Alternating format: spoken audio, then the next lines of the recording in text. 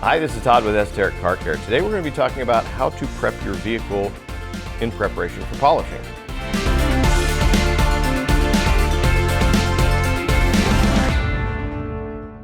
Okay, we're going to work on polishing a car. We need to talk about the step between doing all the washing and decontamination and doing the polishing itself. We've done our inspection. You've probably watched our inspection videos on it to know what we're looking at. But we need to make sure that the surface is ready and the car is protected in the right areas before we go take a machine to it. There's a couple different products that we're going to talk about that helps us get ready for that process. Like I said, we've already done all the washing. We've done the chemical and mechanical decontamination process, so it's completely stripped, or at least mostly stripped, everything off of the surface to get ready. We've brought it inside. It's all dried. It's ready to go.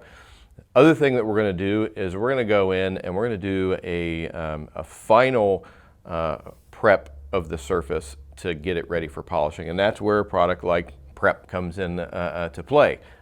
Easy to remember that product, Prep. We're prepping the car, and what that's going to do is that's going to help remove anything else that's on the surface. You know, if there was some heavier waxes, or somebody that's applied quick detailer weekly for 4 years or whatever, you're going to have to work it a little bit to get it off of the surface.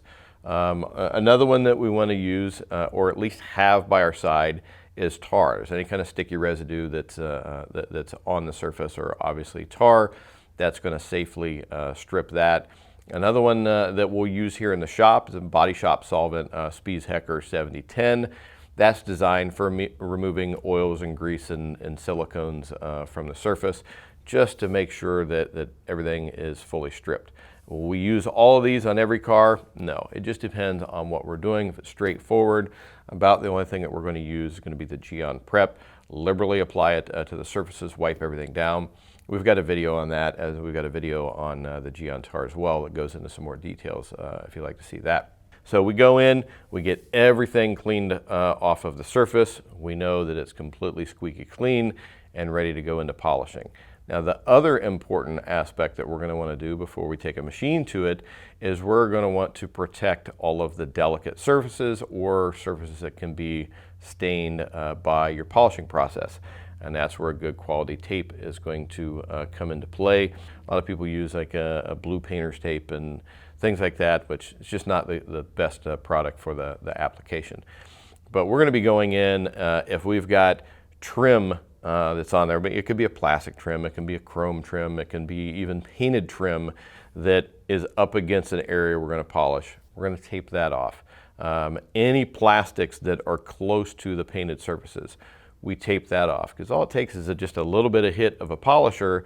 It might not do damage per se to it, but it can stain it with the polish, and you're going to be spending a lot of time to try to get that out. So taking a few minutes to tape everything up, protect it, is going to save you a lot of time and aggravation in the end.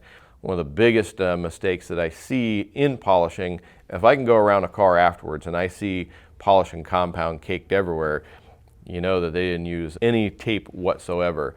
Just a little bit of time, a little bit of expense that goes along with it. It's going to save you a lot of time, a lot of aggravation, potentially money if you have to replace somebody's plastic trim.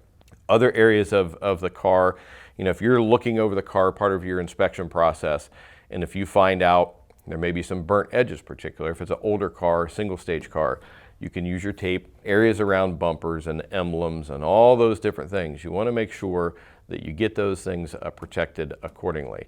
Now, you see pictures of people on forums or whatever, they'll have the headlight and tail light completely and perfectly taped off. Waste of time, waste of money, doesn't do a thing. Just protect the area close to where you're going to be polishing. And you're using your handy dandy LED pen light here as well to really look over everything to make sure that there's no warning signals there. That kind of covers that subject.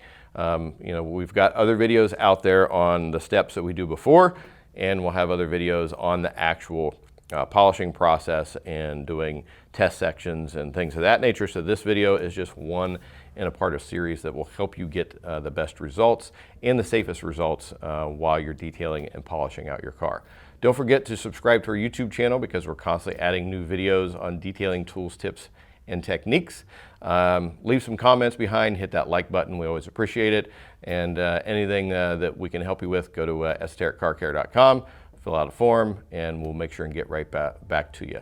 That's about all for today. For Esoteric Car Care, I'm Todd Cooperrider. Thanks. See you again next time.